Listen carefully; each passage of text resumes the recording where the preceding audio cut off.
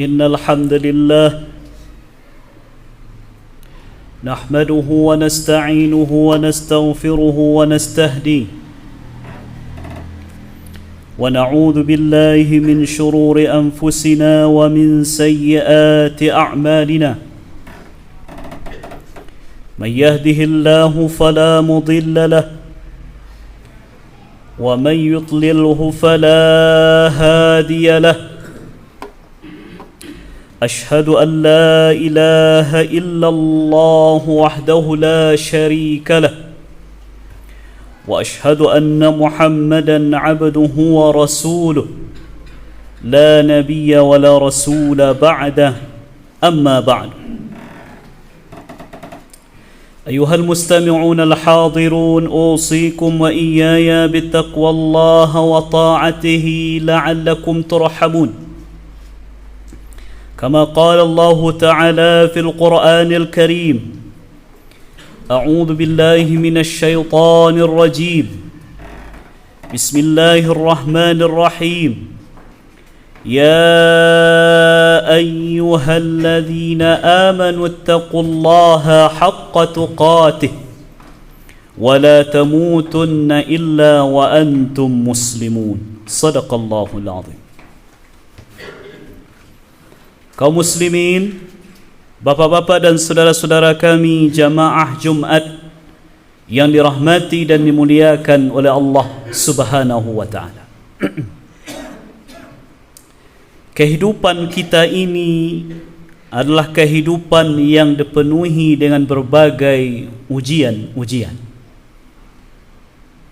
Hal ini diantaranya ditegaskan oleh Allah Subhanahu wa taala di dalam firman-Nya dalam surat Al-Mulk ayat yang kedua yang berbunyi Alladzi khalaqal mauta wal hayata liyabluwakum ayyukum ahsanu amala wa huwal azizul ghafur. Dialah Allah yang telah menciptakan kematian dan kehidupan agar Dia menguji kamu mana di antara kamu yang paling baik amalannya, dan sesungguhnya Dia adalah Tuhan Allah yang maha perkasa lagi maha pengampun. Nah, terkadang dengan ujian-ujian Allah ini kaum muslimin, kita mesti memilih satu di antara dua hal. Bisa jadi yang satu adalah perkara yang halal, sedangkan yang kedua adalah perkara yang haram. Dan kedua-duanya adalah pilihan sulit. Maka di saat itu, ujian keimanan Allah berikan kepada kita, sehingga bisa dibuktikan mana di antara kita yang betul-betul berusaha memilih pilihan terbaik yang sesuai dengan kehendak dan keridaan Allah Subhanahu wa taala. Nah, di dalam sebuah hadis yang sahih yang diriwayatkan oleh Imam Ahmad di dalam kitab Al-Musnad yang beliau susun, yang bersumberkan dari riwayat dua orang sahabat yang mulia yang bernama Abu Qatadah dan Abu Duhama radhiyallahu anhuma, bahwasanya beliau berdua bercerita, kami pernah mendatangi seorang laki-laki dari kalangan Arab Badui, dari kalangan Arab pedalaman. Kemudian kami bertanya kepadanya,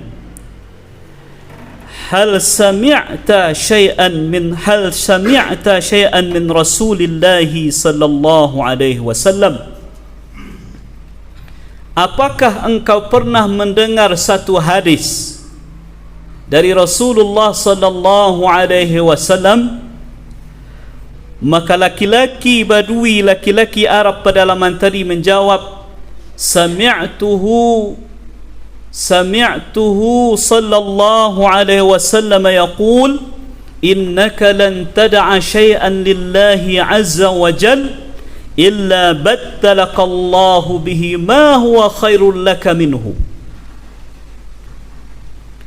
Aku mendengar Rasulullah sallallahu alaihi wasallam pernah bersabda, sesungguhnya tidaklah engkau meninggalkan sesuatu betul-betul karena Allah Subhanahu wa taala kecuali Allah akan ganti dengan yang lebih baik dari apa yang telah engkau tinggalkan itu.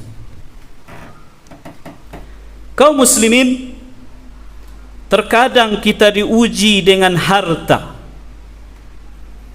yang mana kalau kita ambil harta ini adalah sumber yang diharapkan oleh Allah, maka di saat itu kita punya pilihan.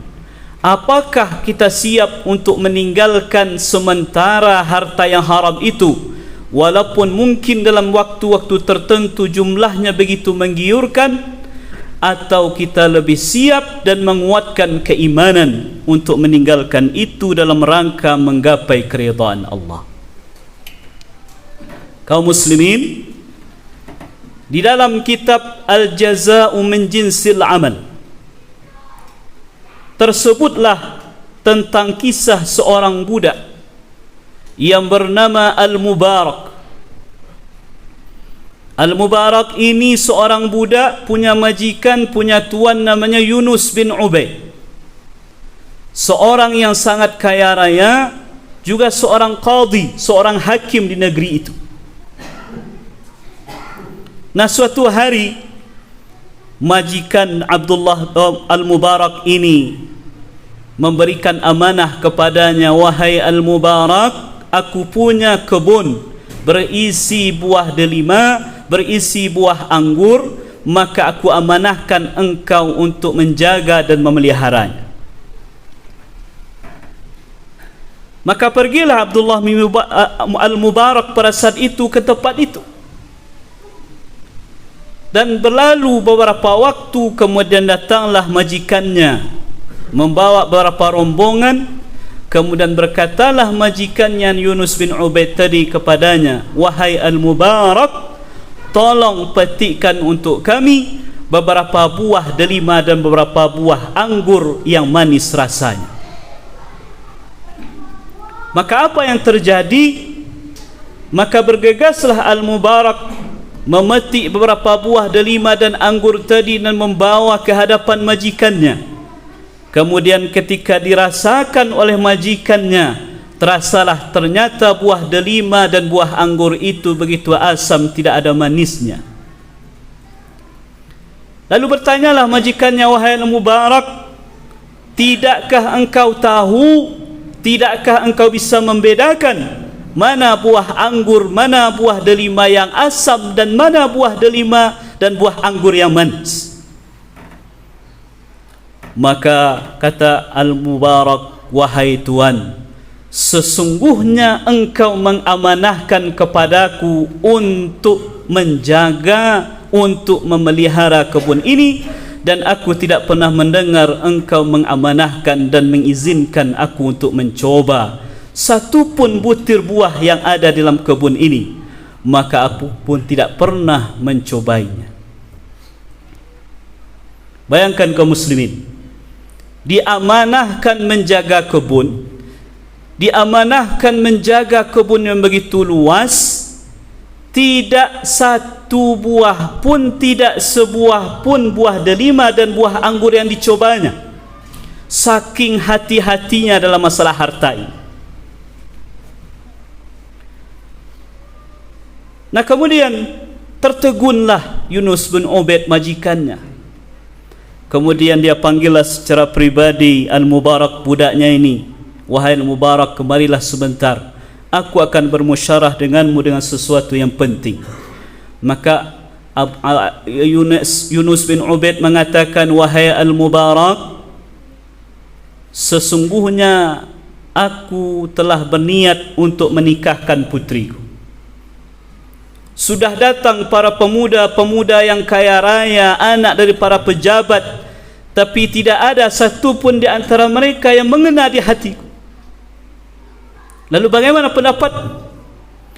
Maka kata Al-Mubarak, wahai Tuan, sesungguhnya orang-orang Yahudi dahulu menikahi perempuan atau menikahkan anak perempuannya dengan melihat hartanya saja. Orang-orang Nasrani dahulu, orang-orang Kristen dahulu menikah atau menikahkan putrinya dengan melihat kecantikannya saja. Orang-orang jahiliyah dahulu menikah atau menikahkan anak putrinya dengan melihat, memandang nasab keturunannya saja. Sedangkan Islam memerintahkan kita ketika ingin menikah atau menikahkan putri kita untuk memandang agamanya. Maka sekarang wahai Tuan, pilihan itu berada di tanganmu, mana yang akan engkau pilih?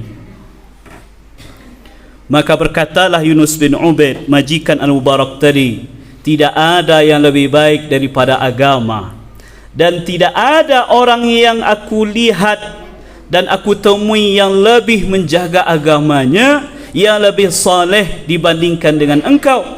Dan ketahuilah wahai Al-Mubarak, aku memerdekakan engkau dan aku menikahkan engkau dengan putriku sendiri. Masya Allah. Seorang budak dimerdekakan, dinikahkan dengan putri seorang yang amat kaya raya, lagi cantik jelita, buah dari menjaga diri dari hal yang diharamkan atau minimal dari hal yang dikeragui halal atau haramnya. Lalu dari pernikahan mereka berdua lahirlah seorang anak laki-laki yang mereka namai dengan Abdullah, yang kemudian kelak akan menjadi seorang ulama besar yang bernama Abdullah bin Al-Mubarak, menjadi ulama besar yang kaya raya, yang dalam ilmunya, yang pemberani, yang menjadi orang paling depan dalam masalah jihad. Kenapa bisa lahir putra yang luar biasa itu? Karena dulu ayahnya adalah orang yang menjaga dirinya dari harta yang diharamkan oleh Allah, maka Allah berikan dan ganti prinsipnya tadi dengan sesuatu yang luar biasa.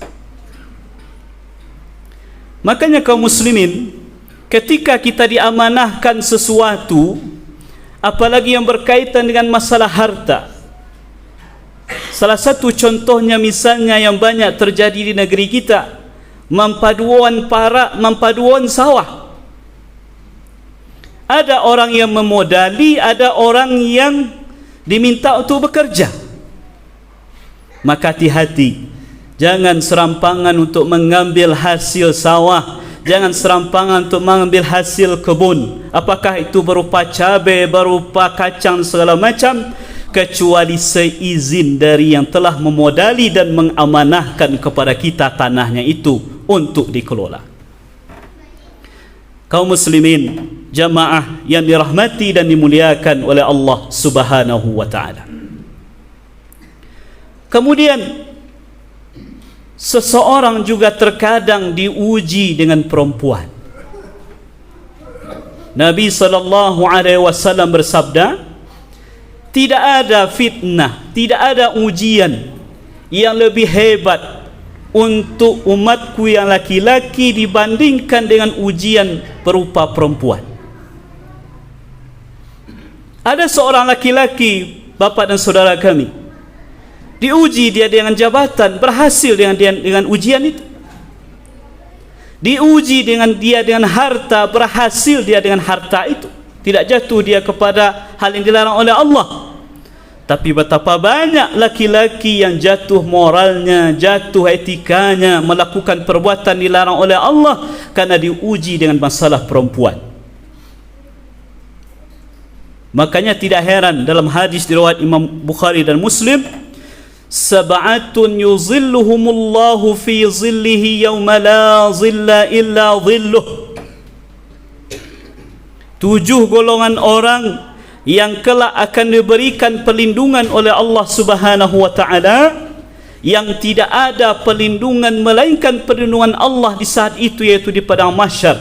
Di antaranya adalah rajulun da'athum ra'atun dzata jamalin wa mansabin faqala inni akhafullah, yaitu seorang laki-laki yang dirayu, yang diajak oleh perempuan yang cantik, yang berketurunan, yang kaya untuk melakukan perbuatan yang dilarang oleh Allah, kemudian dia menolak sambil mengatakan, inni akhafullah, sesungguhnya aku sangat takut kepada Allah. Masih dalam kitab yang sama, di dalam kitab yang ditulis oleh Al-Imam Ibnul Jauzi yang berjudul Al-Mawa'iz wal Majalis, tersebutlah kisah tentang seorang pemuda tampan lagi gagah yang bernama Abu Bakar. Abu Bakar pemuda ini, kaum muslimin, sehari-harinya bekerja sebagai seorang penjual kain yang menjajakan kainnya dari rumah ke rumah. Maka suatu kali ketika datang dia di sebuah perkampungan di hari yang amat teriknya, sangat panasnya, yang mana orang-orang lebih banyak memilih untuk berada di rumahnya masing-masing, maka singgahlah dia di sebuah rumah yang dari rumah terdengar sayup-sayup, terdengar suara seorang perempuan memanggilnya, wahai fulan, masuklah, aku ingin membeli kain. Maka dengan penuh husnuzan Abu Bakar ini masuk ke dalam rumah. Tapi apa yang terjadi kaum muslimin? Yang berada di hadapannya adalah seorang perempuan yang sangat cantik jelita yang memakai pakaian yang terbuka. Suasana sepi. Dia adalah laki-laki tampan. Perempuan tadi adalah orang kaya dan lagi elok wajahnya, sangat cantik.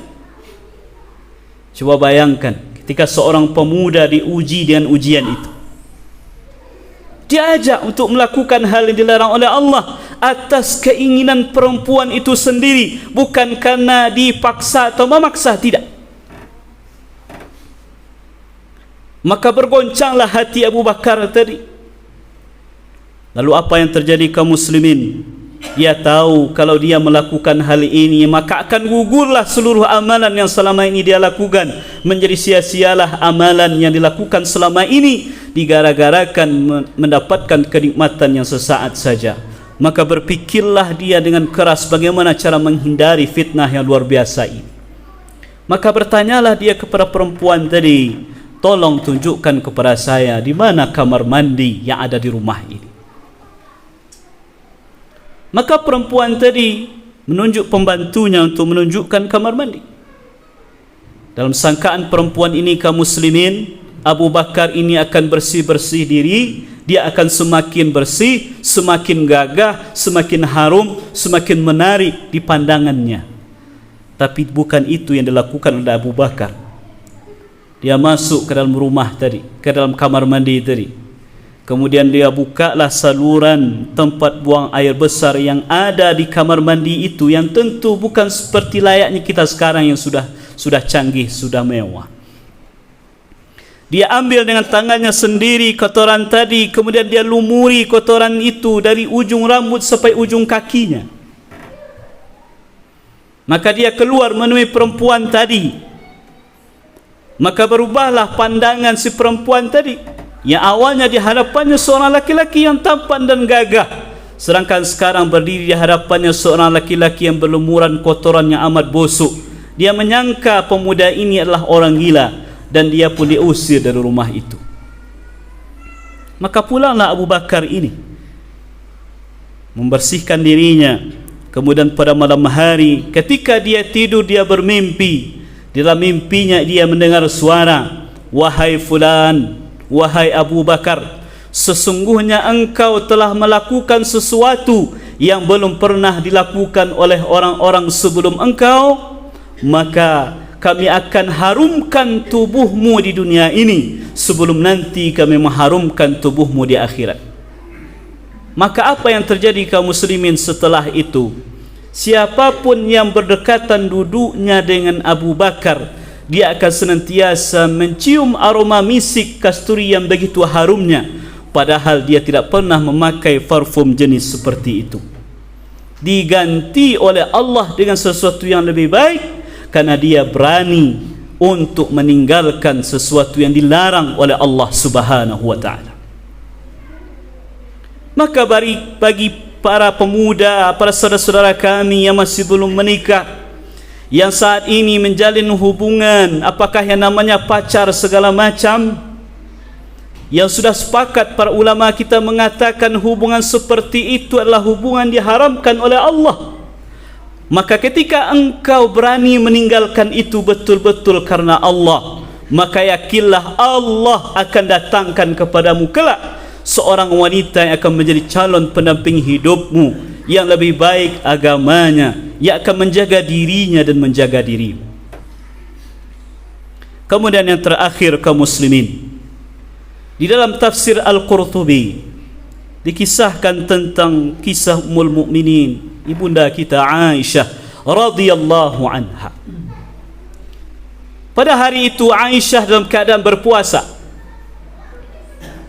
Kemudian di sore harinya datanglah seorang yang mengetuk pintu rumah Aisyah untuk meminta makanan.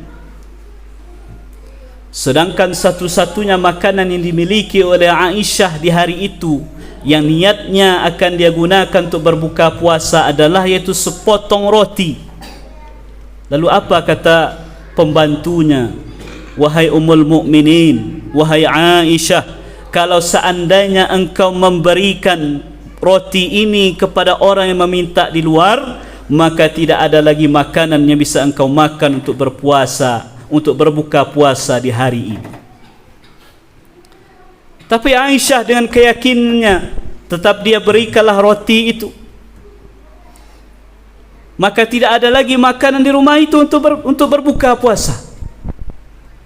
Tapi Masya Allahnya kaum muslimin, wa may yattaqillaha yaj'al lahu makhraja wa yarzuqhu min haitsu la yahtasib. Kata Allah, siapa yang bertakwa kepada Allah, maka kami akan jadikan untuknya jalan keluar dari masalahnya, dan kami akan berikan rezeki kepadanya dari rezeki yang tidak dia duga-duga.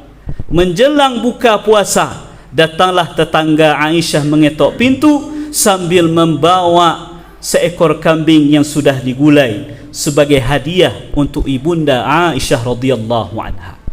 Aisyah lebih mendahulukan orang lain, yang tidak semua orang mampu untuk melakukan ini kerana butuh keimanan yang kuat. Makanya Allah ganti dengan sesuatu yang lebih baik dari apa yang telah dia berikan kepada fakir miskin tersebut. Kaum muslimin, dari berbagai kisah yang kita dengar tadi, dari berbagai kisah yang kita sampaikan tadi, terdapatlah sebuah kesimpulan. Benarlah apa yang dikatakan oleh Nabi, innaka lan tad'a syai'an lillahi azza wa jal illa baddalallahu laka bihi khairan minhu. Tidaklah engkau meninggalkan sesuatu karena Allah, bukan karena yang lain, karena Allah, maka yakinlah Allah akan mengganti dengan yang lebih baik dari apa yang telah engkau tinggalkan itu. Fa'tabiru ya ulil absar la'allakum turhamun.